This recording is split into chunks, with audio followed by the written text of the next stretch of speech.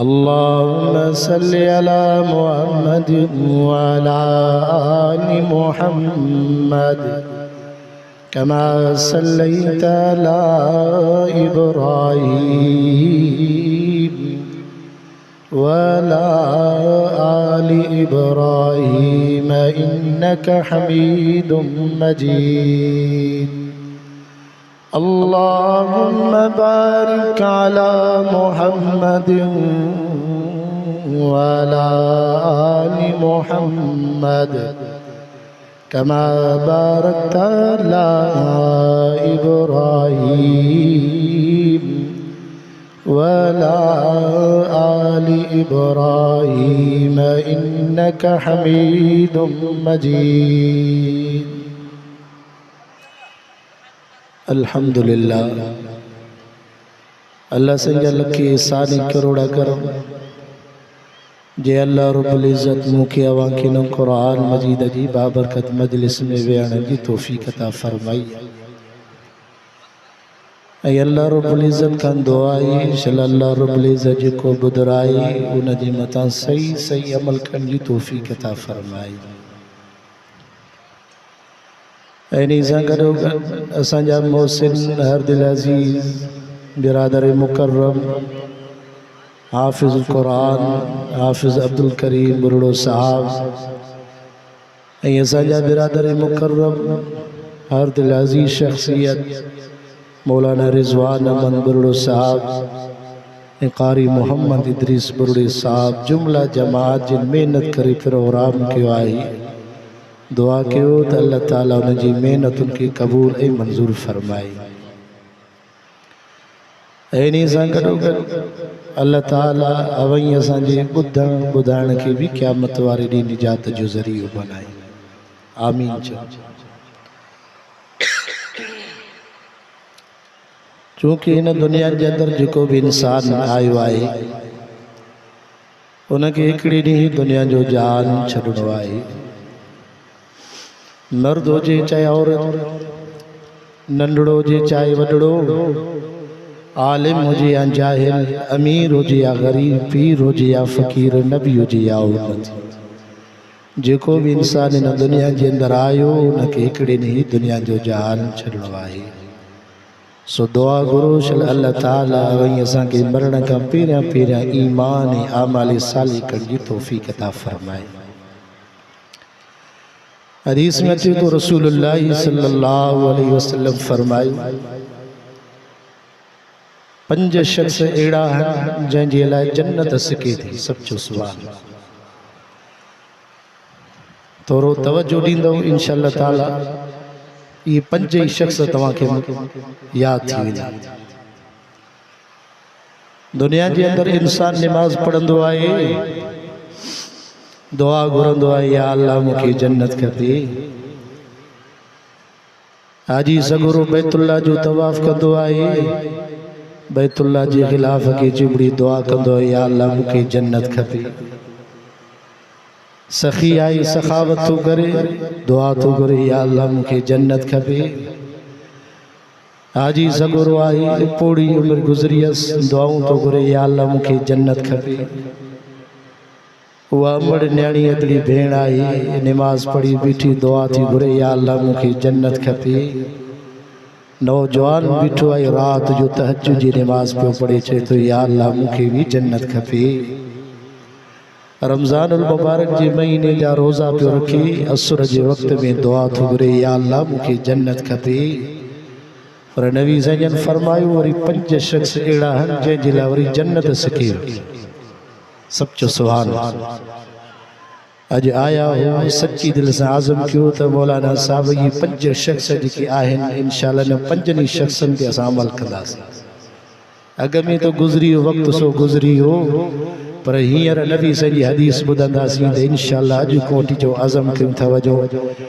मीरपुर बुरड़े जे इलाइक़े जा मुसलमान इंशाअल्लाह ताला इन हिकिड़ी हदीस ते अमल कयो क़ब्र जन्नत जो बाग़ थी।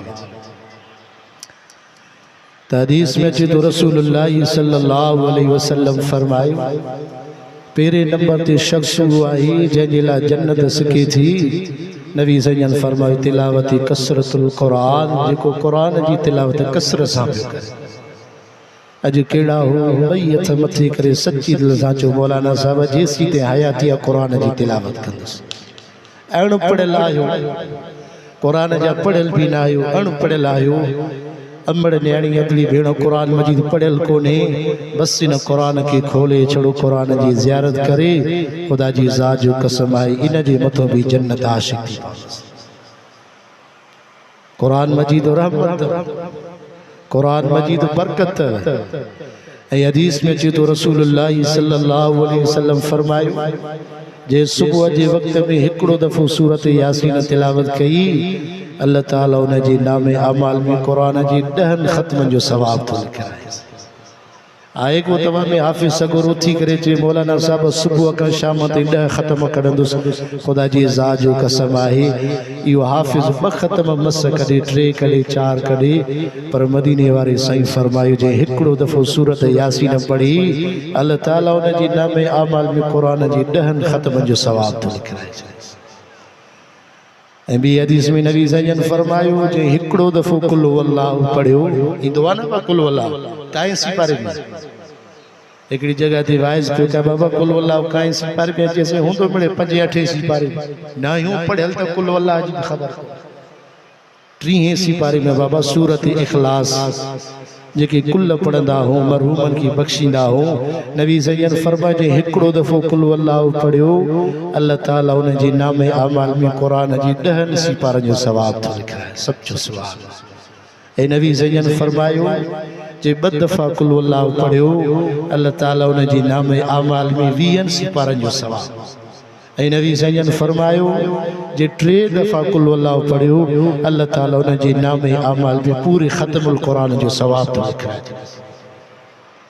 अॼु इहो लाउड स्पीकर उस्ताद दीदार मां जेको ॿुधो पिया, पर इंशाअल्लाह ताला जो कुल वल्लाहु पढ़ंदासीं,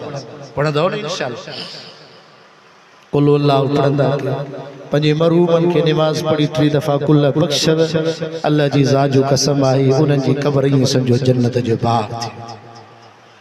त नबी सजन फरमायो पहिरें नंबर ते जन्नत उन जे लाइ आशिक़ आहे जेको कुरान जी तिलावत कसरत सां थो करे।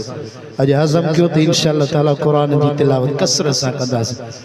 छो त अल्लाह से कुरान मजीद जनर फरमायो वनुनज़्ज़िलु मिनल कुरान मा हुवा शिफ़ाउन व रहमतुल लिल मुमिनीन।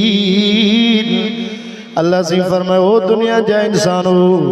असां इन कुरान मजीद के मोमिनन जी लाइ शिफा भी बनायो आ त रहमत भी बनायो आ। मीरपुर बुर्डे जे इलाके जा मुसलमानो, कुरान मजीद सजो रहमत ही रहमत आ। कुरान मजीद जी आयत में रहमत ही रहमत आ। कुरान मजीद जी हिक लफ्ज़ में रहमत बरकत मान तू चव। अल्लाह से फरमायो वनुनज़्ज़िलु मिनल कुरानी मा हुवा शिफ़ाउन व रहमतुल लिल मुमिनीन। अल्लाह से फरमायो ओ दुनिया जा इंसानो, असां इन कुरान मजीद के मोमिनन जे लाइ शिफा भी बनायो आ त रहमत भी बनायो आ। दुनिया जा मुसलमानो रवाज जे अंदर अची तो हिंदुस्तान जी इलाके में हिकिड़ो गुनहगार शख्स वफ़ात करे वियो। अचानक उन जे इलाके में माण्हू परेशानीअ वारो आलम बणिजी वियो त बाबा इन मरहूम जो जनाज़ो केरु पढ़ाईंदो, इन जो गुस्ल केरु ॾिवाईंदो, इन मरहूम की दफ़न केरु कराईंदो। इतरा पढ़ल जाइल हा। दुनिया जा मुसलमानो परेशानी वारी हालत लगी पई आ। अचानक हिकिड़े मास्टर साहब जो गुज़र जो थियो। पुछा कि बाबा ख़ैर ताए छा मसइलो आ, परेशानी पई नज़र अचे। उन वक़्त में चवण लगा मास्टर साहब असांजो गुनहगार शख्स वफ़ात करे वियो आ, उन जी गुस्ल कफन जो बंदोबस्त करणो आ, जनाज़े जी निमाज़ पढ़ाइणी आ। मास्टर साहब असां वटि को अनपढ़, असां वटि को पढ़ियल आहे ई कोन, सबन पढ़ल जाइल हूँ दुनिया जा मुसलमानों मास्टर साहब चोन लगो बाबा परेशानी की जरूरत कोने तवाजे मरूम के गुस्ल भी आओ दीदो साव अवाजे मरूम जो जनाजो भी आओ पढ़ाई दो साव अवाजे मरूम के सामिया में दफन भी आओ कंदो साव यार परेशानी की जरूरत कोने हलो हली जारी कयो तवाजे मरूम के गुस्ल मा पियो दिया खुदो दुनिया जा मुसलमानों तवज्जो कजा उन्हीं वक्त में मास्टर साहब मरहूम के गुस्ल भी अचियो दुनिया जा मुसलमानों कफन फेराई जियो जनाजे जी नमाज थी वई जनाजे जी नमाज खां बाद ओ मुसलमानों कब्रिस्तान में आंदो वयो मास्टर साहब सामिया में लतो उन मरहूम जी जनाजे के सामिया में लाहिण जे वक्त में यार जे खीसे मो कीमती कागज सामिया में किरी पिया ए मास्टर साहब यार जे जनाजे के दफन कराए वापस रवानो थियो रस्ते में जो खीसे में हथड़ो लगाए कीमती कागज यार जा किरी पिया परेशान पंजियो तैयार मुझा कागज केड़ा हलिया विया वापस अची पोतो मरहूम जी रिश्तेदार की चौन लगो हल जज़ाउल इहसानी इल्लल इहसान बाबा कुरान तो चवे नेकी कदड़ सा तवा नेकी कयो उन्हीं वक्त में मरहूम जा रिश्तेदार समझिया इन जो असामी को कम पजियो उन्हीं वक्त में रिश्तेदार पूछा कयो ओ बाबा देता हाल वालो खैर में तवा जो अचण थियो केड़ो मसलो जो असा तवा जी खिदमत करण जे ला हाजिर हो उन्हीं वक्त में मास्टर साहब थियो यार मुझा कीमती कागज किरी पिया मेहरबानी क्यों मुझा कीमती कागज वापस करायो उन्हीं वक्त में बैकड़ा नौजवान थी बीठा लगा मास्टर साहब जे वक्त में मरहूम जी लाश की तवा कब्र सामिया में फैलायो उन वक्त में तवा जे किसे मौका गद किरी पिया उन्हीं वक्त में जवान उठी भी रहा चौन लगा बाबा जल्दी कयो कोडरियो भी खणो बेचा भी खणो राजो फेरो कब्रिस्तान में अची पोता दुनिया जा मुसलमानों कब्र खोटींदा पिया वजन जिए जो मण मिट्टी जा परी क्या व्या मीरपुर बुरड़े जी इलाके जा मुसलमानों तवज्जो कजा कीमती गाल बयान कयो कयो वजा हयाती ते को परवसो को न त मान तो चवल्ला सी फरमायो वमल हयातु दुनिया इल्ला मताउल गुरूर फरमाए दुनिया जा इंसानो दुनिया जो जहान तो खोतवे इन दुनिया जी कढन लग जा मता भई जान तमाई बर्बाद न थी वनी उन वक्त में मास्टर साहब जिए जो मुसलमानों सामिया की खोटी दव्या मण मिट्टिया जा परे थी व्या जिए जो फटा परी क्या व्या दुनिया जा मुसलमानों उन कब्र जे अंदरा मुश्क अंबर जी खुशबू पई अचे गुलाब जी गुलन जी खुशबू पई अचे जिए जो यार जा फटा परे क्या व्या मास्टर साहब को कीमती कागज विसरिया मास्टर साहब हैरान थी वियो उन जी चेहरे ने पियो निहारे चेहरो चोरिया जी चंद्र जिया पियो चमके उन्हीं वक्त में चौन लगो यार तवा त चो पिया ही त गुनहगार पर यार इन जी कब्र मां मुश्क अंबर जी खुशबू पई अचे इन जे कब्र मां गुलाब जी गुलन जी खुशबू पई अचे यार इन जो चेहरो चोटिया जे चंद्र जिया पियो चमके इन जी कब्र बिस्त जो बाग पंजी वैया अरे यार केड़ो इन चोन जो अमला उन्हीं वक्त में चौन लगा सही असा के को इल्म कोने का खबर कोने इन जे घर में मालूमात कई वेंदी दुनिया जा मुसलमानों तवज्जो कजा केड़ो यार जो अमला जो यार जी कब्र जन्नत जो बागो बंजी चुकिया जे वक्त में घर में मालूमात कई वई इन यार जो केड़ो अमल हो घर में जवाब मिलो इन मरहूम जो बियो को अमल को न हो अल्लाह इन यार जो बियो त को अमल को न हो जे वक्त में सुबह जी आज़ान मिलंदी हुई घर में निकरी करे मस्जिद में नमाज पढ़न विंदो हो नमाज में फर्ज चण का बाद कुरान मजीद जो अनपढ़ल होयो कुरान मजीद घर में अंगण में खोले करे ज़बाने हाल में चंदो हो बिस्मिल्लाहिर रहमानिर रहीम बिस्मिल्लाहिर रहमानिर रहीम बिस्मिल्लाह बिस्मिल्लाहिर्रहमानिर्रहीम। ओ मास्टर साहब सुबह जो कुरान जा सिपारो पूरो बिस्मिल्लाह सा तिलावत करे, मेहनत मजदूरी कंदो, हार को कंदो, सिरत करे मजदूरी करे, शाम जो वापस ईंदो। ओ मास्टर साहब इशा जी नमाज का बाद वरी सागो कुरान मजीद की खोले, कुरान मजीद जी आयत अतरकी चंदो बिस्मिल्लाहिर्रहमानिर्रहीम, बिस्मिल्लाहिर्रहमानिर्रहीम, बिस्मिल्लाहिर्रहमानिर्रहीम। ओ मास्टर साहब इन यार जो बियो त अमल कोनो, सुबह जो सिपारो कुरान जो बिस्मिल्लाह सा तिलावत कंदो, शाम जो बिस्मिल्लाह सा कुरान जी तिलावत कंदो, रोजाना बसी पारा कुरान जा बिस्मिल्लाह सा पढ़ंदो। ओ मीरपुर बुर्ले जेला के जा मुसलमानो अल्लाह जो वासो तो बेली कुरान जी तिलावत कजा। चौन लगा मास्टर साहब इन कुरान जी तिलावत जे करे अल्लाह इन जी कब्र के जन्नत जे बागन मां बाग बनाए छड़ियो आ, इन जी जन्नत के मुअत्तर इन जी करे बनायो आ। कुरान जी तिलावत कंदो बिस्मिल्लाह सा कुरान जी पढ़ जी करे अल्लाह इन जी कब्र के जन्नत जे बागन मां बाग बनाए छड़ियो। माना तू चवल्ला सी फरमायो वनुनज़्ज़िलु मिनल कुरानी मा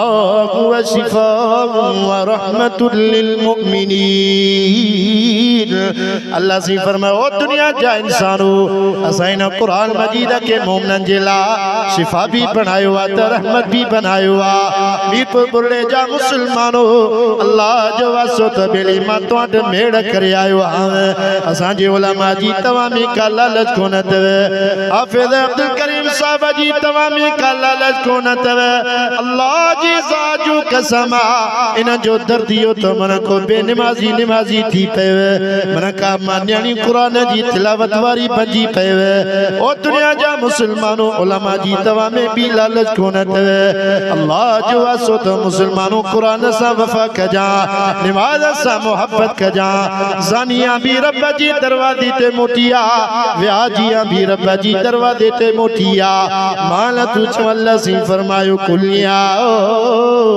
इबादियल्लज़ीना अस्रफू अला अनफुसिहिम ला तक़नतू मिर रहमतिल्लाह। अल्लाह सी फरमाओ दुनिया जा इंसानो पूरी जिंदगी मां रब जी नाफरमानी कवे, आखिरी पसाहन में मां रब जी अडो सच्ची दिल सा तौबा कदो मां रब जन्नती बनाए छड़ीनो सा। माला तू चवल्ला सी फरमाए इल्ला मन ताब व आमन व अमिल अमलन सालिहा फउलाइका युबद्दिलुल्लाहु सय्यातिहिम हसनात व कानल्लाहु गफूरर रहीमा। अल्लाह सी फरमाए ओ दुनिया जा इंसानो पूरी जिंदगी मां रब जी नाफरमानी कवे, जानिया भी मां रब जी दरवाजे ते मोटिया, व्याजिया भी मां रब जी दरवाजे ते मोटिया, अबे अम्मा जो नाफरमाना भी मां रब जी दरवाजे ते मोटिया। अल्लाह जो आसो तो गुनहगारो रब जी आडो सच्ची दिल सा तौबा कजा, को हयातियत ते परवसो कोन तवे। ओ मोजी अम्मा न्याणी अदड़ी भेण उथंदे वेंदे कुरान जी तिलावत कजा, छो त अम्मा फातिमा रज़ी अल्लाह ताला अन्हा मोमिन जी अम्मा, अम्मा फातिमा रज़ी अल्लाह ताला अन्हा सोने महबूबे मोहम्मद मुस्तफा अहमद मुज्तबा सल्लल्लाहु अलैहि वसल्लम जी न्याणिया हजरत अली से जी घरवारी सोने हसन हुसैन जी अम्मा जे वक्त में मुसलमानों अंगना जी बुआरी दे भी कुरान जी तिलावत कंदिया, अटो गोए भी कुरान जी तिलावत कंदिया, मानी पचा भी कुरान जी तिलावत कंदिया, भाजी पचा भी कुरान जी तिलावत कंदिया। ज़बाने हाल में थी चवेया अय्युहल मुज़्ज़म्मिल कुमिल लैला इल्ला कलीला निस्फहु अविल कुस मिन्हु कलीला औ ज़िद अलैहि वरत्तिलिल कुरान तरतीला इन्ना सनुल्की अलैका कौलन सकीला इन्ना नाशियतल लैली हिया अशद्दु वतअबु व अक़वमु क़ीला। या फातिमा रज़ियल्लाहु ताला अन्हा जै वक्त में सोने हसन हुसैन की थन प्यारे तै वक्त में भी कुरान जी तिलावत कंदी आ ज़बाने हाल में थी चवे वद्दुहा वल्लैलि इज़ा सजा मा वद्दअक रब्बुक वमा कला वलल आखिरतु खैरुल लक मिनल ऊला वलसौफ युतीक रब्बुक फतरज़ा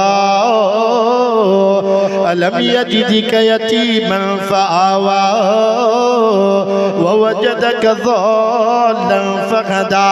ववजदक आइलन फअग़ना फअम्मल यतीम फला तक़हर वअम्मा अस्साइल फला तनहर वअम्मा बिनिअमति रब्बिक फहद्दिस। दुनिया जा मुसलमानों हज़रत अम्मा फातिमा रज़ियल्लाहु ताला अन्हा जे तिलावत जो असर इहो पैदा थियो जो हज़रत हसन हुसैन मुसलमानों 70 साल जी उम्र में कुरान जा हाफिज़ कारी बंजिया सच्चो सुभान। नबी सजल फरमायो पेरे नंबर ते जन्नत उन जे लाइ आशिक तव जेको कुरान जी तिलावत कसरत सां पियो करे। बे नंबर ते नबी सजल फरमायो जेको पंहिंजी ज़बान जी हिफ़ाज़त पियो करे। ओ मुंहिंजा दा ज़बान जी हिफ़ाज़त कजा इहा बि का मामूली शइ कोन तव। नबी सजल फरमायो पंहिंजी ज़बान खे गिला ग़ीबत खां बचायो। ओ मुंहिंजी अम्मा न्याणी अगली भेण अल्लाह जो आसो तो कंहिंजी गिला ग़ीबत न कजा इएं न थे जो पई जान तबाही बर्बाद न थी वञी छो त मुंहिंजे सोणे महबूब मोहम्मद मुस्तफ़ा अहमद मुजतबा सल्लल्लाहु अलैहि वसल्लम फरमायो अल ग़ीबतु अशद्दु मिनज़ ज़िना। नबी सजन फरमायो ओ मुंहिंजा उम्मतियो गिला ग़ीबत ज़िना खां वधीक गुनाह अथव। ओ दुनिया जा मुसलमानों कंहिंजी गिला ग़ीबत न कजा। नबी सजन फरमायो मन सतर मुस्लिमन सतरल्लाहु लहू यौमल क़ियामा। नबी सजल फरमायो जेको मुसलमानो भाव पंहिंजे भेण मर्द उन जे ऐबन ते ढकु ॾींदव अल्लाह उन बाने बानीअ खे ढके वञी जन्नत में पहुचाईंदव। ओ मुंहिंजी अम्मा न्याणी अदड़ी भेण कुरान जी तिलावत कसरत सां कजा। बे नंबर ते नबी सजल फरमायो पंहिंजी ज़बान जी हिफ़ाज़त कजा। ओ दुनिया जा मुसलमानो बे नंबर ते नबी सजल फरमायो जन्नत उन जे लाइ आशिक तव जेको पंहिंजी ज़बान जी हिफ़ाज़त तो करे। दुनिया जा मुसलमानों टे नंबर ते नबी सजल फरमायो जेको मां मोहम्मद मुस्तफ़ा अहमद मुजतबा सल्लल्लाहु अलैहि वसल्लम जे मथां दुरूद जी कसरत कंदो जन्नत उन जे मथां भी आशिक तव। पढ़ंदा हो दुरूद। दुनिया जा मुसलमानों उलमा फरमायो सजो दुरूद न पियो अचेव। ओ मीरपुर बुढ़े जा मुसलमानों परेशानी की जरूरत कोने ज़बाने हाल में चौंदा कयो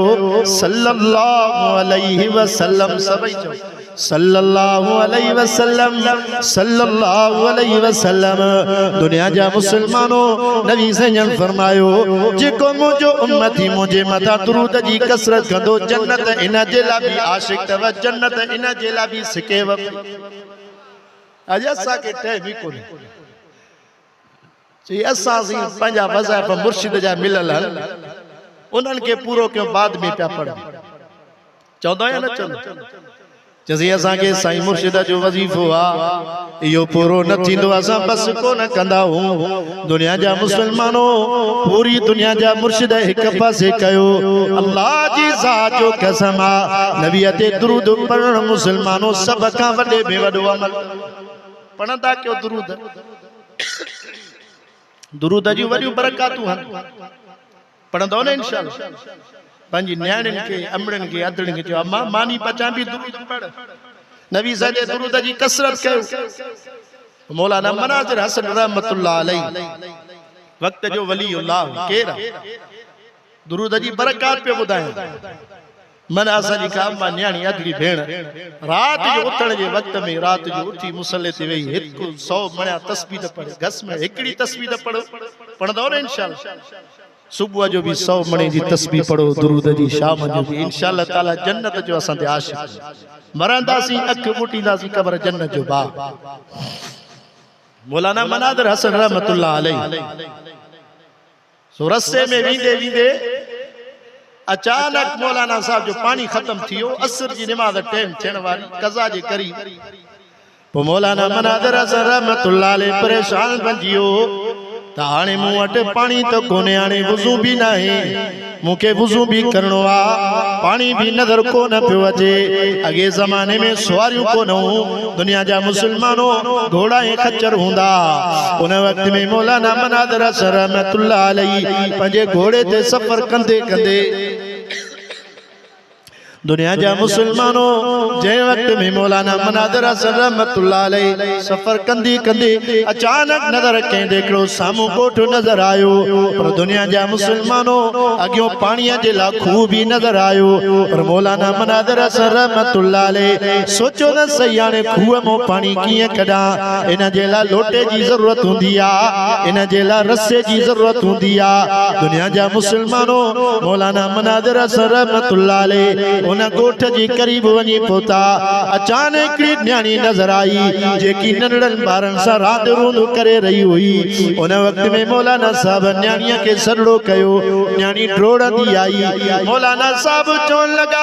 ओ न्याणी पानी जे ला लोटे जी जरूरत आ रस्से जी जरूरत आ मेहरबानी कयो मुझे ला लोटे रस्से जो बंदोबस्त कयो वुज़ू करे नमाज पढ़नी आ उन वक्त में मासूम न्याणी चवण लगी ओ मौलाना साहब लोटे जी केड़ी जरूरत आ रस्से जी केड़ी जरूरत आ सच सवाल ओ मौलाना साहब रस्से जी केड़ी जरूरत आ लोटे जी केड़ी जरूरत आ हलो अली तवा के पानी मां जी कडी दिया दुनिया जा मुसलमानों तवज्जो कजा जे वक्त में मौलाना मनादर हसन रहमतुल्लाह अलैहि वक्त जा वलीउल्लाह जे वक्त में खूह जे मथू अची पहुता मासूम न्याणी पंजे वात मां लोब कडी जिए जो मुसलमानों खूह में उछलायो खूह जो पानी ये बाहर निकरी आयो जिए मुसलमानों जमीन मा चश्मो पानी जो जारी थींदो आ मौलाना मनादर हसन रहमतुल्लाह अलैहि परेशान थिया चवण लगा न्याणी गाल समझ में कोन आई मां भी तो कुरान जी तिलावत कंदो आ केड़ो तो में असर आ केड़ी तो वट कमालियत वारी चीज आ जो तो इन में पानी जे अंदर लोभ उछलियो ई पानी बाहर निकरी आयो आ उन वक्त में मासूम न्याणी ज़बाने हाल में पई चवे ओ मौलाना साहब यो मां तो के राज को न बुधाईंदी सा अम्मा जी जल की खबर पजी वई त मां मार दींदी मौलाना मनादर हसन रहमतुल्लाह अलैहि फरमायो ओ मुजी अगली जे करे यो राज छुपाई क़यामत जे दीवार ते सोने महबूबे मोहम्मद मुस्तफा जा उम्मती महरूम थी विंदा मेहरबानी कर केड़ो तुजो यो कमाल वा बुधो दुनिया जा मुसलमानो मासूम न्याणी पंजे ज़बाने हाल में थी चवे ओ मौली साहब जे वक्त में रात जो पैरो थींदो आ इशा जी नमाज का बाद अम्मा भी मुसल्ले ते वेंदी आ मुखे भी मुसल्ले ते वियाए 100 मणे जी तस्बीह मुखे भी दींदी आ पाण भी खणंदी आ 1000 मर्तबो सोने महबूबे मोहम्मद मुस्तफा अहमद मुज्तबा सल्लल्लाहु अलैहि वसल्लम ते दुरूद पूरो न थींदो आ अम्मा जी जल मुखे सुमण कोन दींदी आ इनई जी करे अल्लाह सी फरमाए इन्नल्लाह व मलाइकतहु युसल्लूना अलन नबी या अय्युहल्लज़ीना आमनू सल्लू अलैहि व सल्लिमू तस्लीमा अल्लाह से फरमाए ओ दुनिया जा इंसानो ईमान वारो मां अल्लाह वे पंजे सोने हबीब ते सलात सलाम पे पढ़ावे फरिश्ता भी मां रब जा उए भी दुरूद सलाम पे पढ़नी वे ओ दुनिया जा मुसलमानो ईमान वारो मर्द औरत तमा भी मुझे सोने हबीब ते सलात सलाम जी दुरूद जी कसरत कंदा कंदो न इंशाअल्लाह। दुनिया जा मुसलमानो नबी सजल फरमायो पेरे नंबर थी जन्नत उन जी लाशिक जेको कुरान जी तिलावत कसरत से पियो करे बे नंबर ते नबी सजल फरमायो जेको पंहिंजी ज़बान जी हिफाजत पियो करे टे नंबर ते नबी सजल फरमायो जेको मां मोहम्मद मुस्तफ़ा अहमद मुजतबा सल्लल्लाहु अलैहि वसल्लम ते दुरूद जी कसरत करे टे नंबर ते नबी सजल फरमायो चौथे नंबर ते नबी सजल फरमायो जेको के गरीब मिस्कीन के मुसाफिर के खादो पियो खाराए जन्नत इन जे ला भी आशिक अजावाई असा सालों साल उम्रे ते पिया वञो हज ते पिया वञो भेड़ बेवा बेचारी घर में वेठी आहे उनके जोड़े जो हिकड़ो लिबास वठी ॾियण जे ला भी ज़ालिम ठाया शर न्याणियूं घर में वेठियूं बेवा भेण वेठी आहे बच्चा तस कमाइण वारो कोई कोन्हे उनखे खाराइण जे लाइ अटे जी लप बि कोन्हे सही तो ग़लत तो सालों साल हज भी कंदा उम्रा भी कंदा सो मुसलमानो मानू ॾिसंदा हाजी साहब हज करे आयो अल्लाह जी जाजू कसम ओ मुसलमान इन हजन उम्रन का इहो भी अमल चंगो त पर गरीबन मिस्किनन यतीमन के खोराक खाराव नबी सजन फरमाए जन्नत इन जे मतो भी आशिक करे दो न गरीबन मिस्किनन असा जैसे अमरोटी रहमतुल्लाह अलैहि सच्चो रहमतुल्लाह आखिरी गाल में आलिम काफी है सैताज महमूद अमरोटी रहमतुल्लाह अलैहि सच्चो रहमत अज भी उन जी मुसलमानो निशानी खीलतर वारी मस्जिद मुसलमानो विच पानी में बिठिया ॾिठी जंहिंजी दरगाह जा मुसलमानो हिन वक्त में सजादा नशीन सही सिराज शाम रोटी तव वञो वञी अल्लाह वारनि जी हिन दरगाहों जो चक्कर त लॻाईंदा कयो रवाज जे अंदरि अचे थो सही अमरोटी रहमतुल्लाह अलैहि हिकिड़े ॾाढे सफ़र कंदे कंदे पंजाब जे इलाके में वञी पहुता काथे पहुता पंजाब जे इलाके में अगे जमाने में सवारियों को न घोड़ा ये खच्चर हा उन वक्त में सही अमरोटी रहमतुल्लाह अलैहि ट्रेपारी जी नमाज जो टाइम थियो साईं जन मस्जिद में नमाज पढ़ी बीठा जमात जी करे साईं जन सा मिलो साईं जन के चवण लगो ओ से मौलाना साहब लगे तो तवा मुसाफिर आयो सही अमरोटी रहमतुल्लाह अलैहि फरमायो हाओ बाबा मां मुसाफिर आया शिकारपुर जिले का आयो हां सिंध को आयो हां उन वक्त में जमाती बेचारो चवण लगो उसी मौलाना साहब मुके दिल में धक लगो तवा अल्लाह जा नेक साले बनायो सफर में आयो पर से मेहरबानी कयो रात मुजी दावत खाओ सुभाणे तवा हल्या सच्चो सवाल रात दावत खाओ सुभाणे भल तवा हल्या सेम रोटी रहमतुल्लाह अलैहि फरमादा मुजो सफर वडवा जैसे मेहरबानी कयो मुझी दावत कबूल कयो इए न वनो अल्लाह जा बाना पिया लगो उन वक्त में से अमरोटी रहमतुल्लाह अलैहि फरमायो ठीक है बाबा रात तो जेला मां रात हिते पियो रहा रात जो पैरो जिए जो थियो दुनिया जा मुसलमानो ही यारो घर में वनी पोतो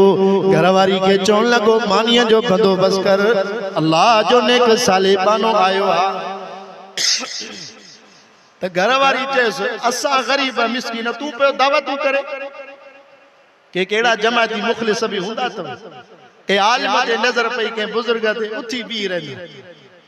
हालांकि सुञातल भी न होंदो को भी एड़े तरीके सा ये बेचारा गरीब मिस्किन आलिम सालिहन सा मिलंदा महसूस ये थींदो असा के सुञाणन पर ये ने की मोहब्बत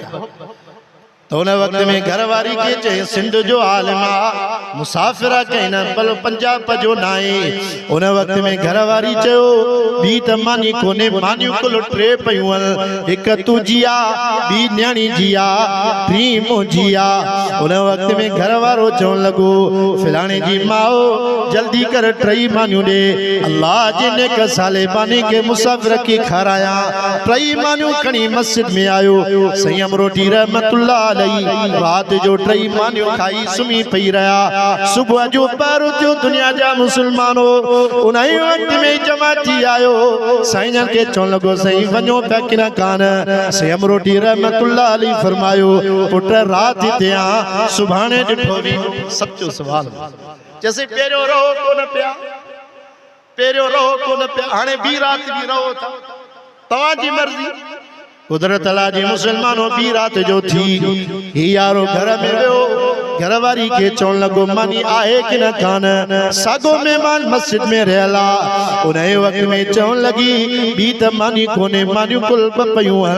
जे बई मानियूं दे अल्लाह जे नाले ते बुजुर्ग के खाराया ॿुधो दुनिया जा मुसलमानो मामूली शइ कोन अथव अल्लाह जे नाले ते कंहिंखे खारायव ओ मुसलमानो बई जान सुरखरू थी वेंदव मामूली शइ कोन अथव उन वक्त में बमानियूं खणी आयो सही अमरोटी रहमतुल्लाह अलैहि बमानियूं खाई सुम्ही पिया सुबुह जो पैर थियो सागो जमाती मस्जिद जे दरवाजे ते पहुतो सही मौलाना साहब ॿियो हाल हाल वञो त किन कान सही अमरोटी रहमतुल्लाह अलैहि फरमायो ओ बाबा रात भी हिते आया सुभाणे हलियो वेंदुसि सचो सुवाल जे बाबा तुंहिंजी मर्ज़ी आहे मां त तोखे गोश्त ऐं कोरमा कोन पियो खारायां ग़रीबी हाल जेको तुंहिंजे साम्हूं पियो रखां ॿुधो दुनिया जा मुसलमानो टी रात जे वक्त में थी आहे यारो घर में वियो घर वारी खे चवण लॻो ॾे त हाल वालो मानी आहे कि न कान चयो मानी त पंहिंजी जॻह ते आहे हाणे त अटो ई ख़तम थी वियो अहिड़ो गुरबत जो ज़मानो ॿुधो दुनिया जा मुसलमानो चवण लॻी हिकिड़ी ड्रगड़ी पई आहे ॿी मानी कोन्हे चई आहे हिकिड़ी ड्रगड़ी ॾे सुभाणे महिमानो हलियो वेंदो उहा हिकिड़ी ड्रगड़ी खणी संयम रोटी वटि पहुता ॿुधो दुनिया जा मुसलमानो संयम रोटी रहमतुल्लाह अलैहि हिकिड़ी ड्रगड़ी खाई सुम्ही पिया सुबुह जो पैर थियो सागो जमा थी आयो सही मौलाना साहब ॾियो हाल वाल वञो त किन कान सही ताज महमूद अमरोटी रहमतुल्लाह अलैहि फरमायो ओ बाबा मां त वञा पियो पर यार तोखे लख मुबारक हुजनि लख मुबारक हुजनि यार जे अखियुनि मां पाणी अची वियो सही मौलाना साहब छाजू पिया मुबारक ॾियो कहिड़ा तव्हांखे गोश्त ऐं कोरमा खाराया सही तव्हां मूंखे मुबारकूं पिया ॾियो सही अमरोटी रहमतुल्लाह अलैहि फरमायो पुट तुंहिंजी मानीअ में अल्लाह एॾो त मज़ो बणायो एॾी त लज़त हुई जो पहिरीं राति मां मानियूं टे खाई सुतुसि रात जो जीअं जो सुतुसि ॿिन्ही जहान जे सरदार मुहम्मद रसूलुल्लाह सल्लल्लाहु अलैहि वसल्लम जी राति टे दफ़ा ज़ियारत नसीब थी वई आहे टे मानियूं खाधियूं अथसि टे दफ़ा नबी साईं जी ज़ियारत नसीब थी आहे इहो मानीअ में एॾो मज़ो ऐं लज़त ऐं कमाल यार जे अखियुनि मां पाणी पियो वहे साईं जन फरमाए पुट ॿियो ॾियारो थियो वरी तूं ॿ मानियूं खणी आई रात जो ॿ मानियूं खाई जीअं जो सुतुसि वरी मदीने वारे साईं जी ॿ दफ़ा ज़ियारत नसीब सचो सुवाल यार वरी टियों ॾियारो थियो दिल में ख्याल आयो त यार इहा मानी वरी मिले अलाई कान महिमान जो हक़ टे ॾींहं हूंदो आहे छो न पंहिंजी महिमानीअ मां फ़ाइदो वठां उन वक़्त में साईं जन फरमायो ओ बाबा जंहिं वक़्त में हिकिड़ी ड्रगड़ी खणी आए रात जो मानी खाई जीअं जो सुतुसि वरी साईं जन जी हिकिड़ो दफ़ो ज़ियारत नसीब थी टिनि ॾींहंनि में 6 दफ़ा नबी साईं जी ज़ियारत नसीब थी आहे तुंहिंजो कमाल कहिड़ो सचो सुवाल हो जमाती वेचारो रोई करे चवण लॻो साईं मुंहिंजो त को कमाल कोन्हे मां त ग़रीब मिसकीन आहियां साईं असां त 5 वक़्त निमाज़ पिया पढ़ूं मुंहिंजा घर जा भाती निमाज़ी आहिनि पर साईं आ हिकिड़ी असांजी नेकी आहे जंहिंजे करे अल्लाह इहो कमाल ॾिनो आहे साईं जन फरमाए पुट कहिड़ी नेकी आहे चवण लॻो साईं असां सिलसिले क़ादरिया महबूबे सुभानी मौलाना अब्दुल कादिर जीलानी रहमतुल्लाह अलैहि जे सिलसिले जूं 4 तस्बीहूं मग़रिब जी नमाज खां बाद में मां मुंहिंजी घर वारी न्याणी मुसल्ले ते वेही ज़िक्र कंदा आए शौक़ ज़िक्र जो आए शौक़ साईं जन खे चवण लॻो साईं पहिरें नंबर ते मग़रिब जी नमाज खां बाद मुसल्ले ते 3 ॼणा वेही करे ज़बाने हाल में चवंदा हूं ला इलाहा इल्लल्लाह सभई चओ ला इलाहा इल्लल्लाह ला इलाहा इल्लल्लाह ला इलाहा इल्लल्लाह ला इलाहा इल्लल्लाह साईं जे वक़्त में 100 मणे जी तस्बीह पूरी थींदी आहे वरी भी तस्बीह शुरू करे चवंदा हूं अल्लाह इल्लल्लाह इल्लल्लाह इल्लल्लाह इल्लल्लाह साईं जे वक़्त में 2 तस्बीहूं पूरी थींदियूं आहिनि 3 तस्बीह शुरू कंदा हूं अल्लाह अल्लाह अल्लाह जेसि जे वक्त में 3 तस्बीह पूरी थींदियूं आहिनि चौथी तस्बीह शुरू कंदा हो अल्लाहु रब्बी जल्ल जलालुहु सैयम रोटी रहमतुल्लाह अलैहि के फरमाए सैना जिक्र जे करे अल्लाह सा जे मानिया में एडी बरकत लज़त रखिया जो अज ताईं असा कदे रात जो भूख को न सुता हो गरीबी हाल होंदो आ पर पो भी सही असा के जिक्र जे करे अल्लाह रोज़ी टाइम ते खाराइंदो आ